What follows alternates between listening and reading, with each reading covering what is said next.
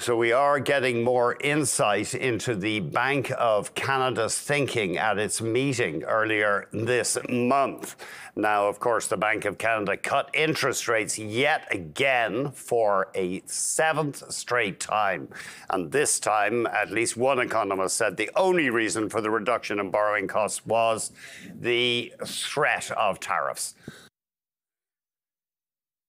And that's being bared out now by these minutes. Turns out the Bank of Canada debated holding interest rates steady, but decided to offer relief to consumers and businesses threatened by the trade war. Officials were split, though, apparently, on the decision. Some wanted to wait for more data, but others thought this tariff threat's big enough for us to loosen borrowing costs yet again. They brought the core rate down to 2.75%. So I don't think there's a huge surprise there, but it is interesting to hear there was quite a constituency at the bank who thought, apart from these tariffs, we should stop our interest rate reductions for now. We're joined now by St-Arnaud, chief economist at Alberta Central and a former economist at the Bank of Canada. Charles, thanks very much indeed for joining us. So that's, good afternoon. That's bearing out what we'd heard, I think, that the bank would be inclined probably to stand pat if not for the tariffs.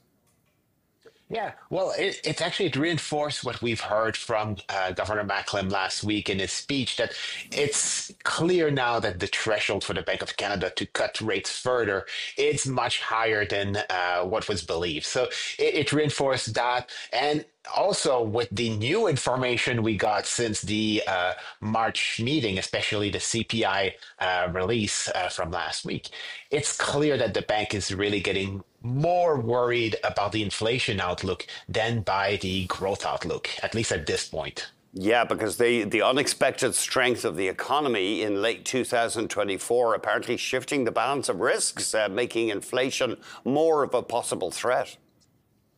Yeah, and especially when we look more deeply at the inflation number, is that we knew the GST rebate was holding back inflation, but once we removed the impact of the tax, the underlying inflation dynamic was was above what the Bank of Canada would like to see. We actually have inflation excluding taxes increasing by more than 3% over the past few months. So it's clearly showing that there's underlying inflationary dynamic that the Bank of Canada don't want to see. And we know the tariffs are likely to be inflationary in some way. So there's a lot of compounding effect there where, considering their mandate that's really on keeping inflation within the target, is becoming an issue for them. And I mean, the Bank of Canada Governor, Tiff Macklem, has warned, hasn't he, that really monetary policy is not a great tool for dealing with disruption from tariffs. Yeah, well, tariffs are what we would call a stagflationary shock on the economy. It slows your economy, so yes, you'll have some deflationary pressure coming from higher unemployment and lower economic activity, but it's also inflationary with all the friction it's causing, the increase in input costs for many businesses, the likely further depreciation in the Canadian dollar that will come with it. So they will need to really balance those two conflicting kind of shock on inflation when they do their decisions. I mean, my theory about inflation is every firm increases prices whenever it can. I mean, they always go on, oh, our input costs have gone up. But no, they put up prices whenever they can. I wonder, will this tariff disruption provide cover for them to jack up retail prices? Yeah, well, we have to take into account that economics is about psychology. It's not just science.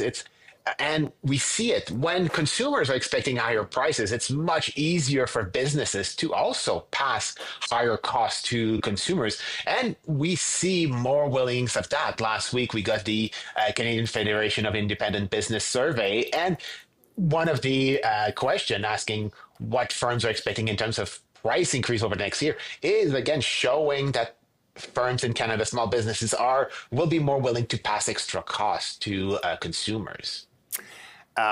Yeah, as you say, expectations are where it's at with inflation, and I mean, if the bank, I suppose you could argue that if the bank wanted to really assure consumers and businesses it was determined to fight inflation, it'd be more inclined to raise interest rates right now.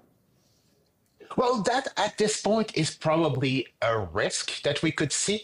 I think at this point they really want to balance like the slower economic activity, that the likely layoffs that we're going to see in the coming months with the higher inflation that we will see. So in some ways, keeping on hold and reminding that we are ready to act to reduce inflationary pressures if needed. That will be the message they will want to send in the coming months. Just to switch to the U.S. today, Charles, I see that the Fed St. Louis president, Alberta Mussolem, is cautioning that the impact of tariffs, the inflationary impact, may not be temporary because we've heard that, well, the tariff war, it could be one and done. But could this thing drag on if we do see serious levies put on in Canada and the U.S.? And that's actually the biggest risk, is that we know tariffs are kind of a tax. So you increase level by, let's say, 25%, and normally it will fall off of inflation, like if we were to increase like the GST.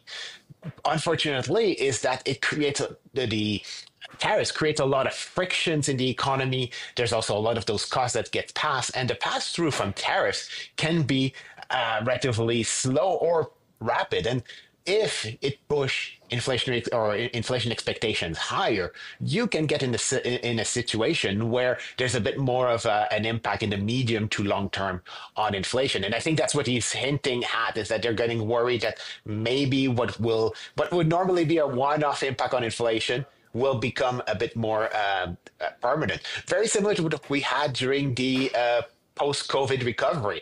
We all thought that inflation would be temporary, but ended up being a lot more permanent than expected. Charles, thank you very much indeed for joining us.